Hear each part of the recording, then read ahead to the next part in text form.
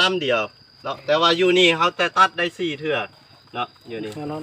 ยังเปลืองอยู่เอานี้ไปปลูกเลยเนาะแล้วก็ต้องมั่นใจว่าดินหันมันซุ่มเพียงพอบ่เนาะฮะ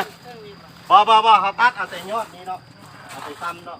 ตัวนี้มันจะโป่งขึ้นมาอันนี้หอกกำอิดเนาะนี่แหละอันนี้ได้2 อาทิตย์เราจะปลูกไปแล้วเอานี้ไปซ้ำใส่ถาดเอาอยู่ในฮะเนาะจะมีถาดมีเบ้าเฮาละเบ้าน้อยๆใส่ปุ๋ยเท่าน้อยๆอย่างเงี้ยอันนี้เดี๋ยวในเฮาพาไปเบิ่ง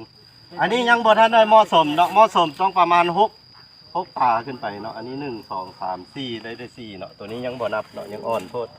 ดังนั้นอีกประมาณ2หรือว่า3 อาทิตย์ต่อหน้าเนาะตัวนี้จะได้ตัดเอาไปซ้ำถ่ายมุกเลย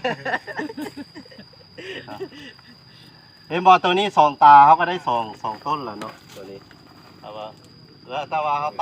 ตัดไปกับปั๊ม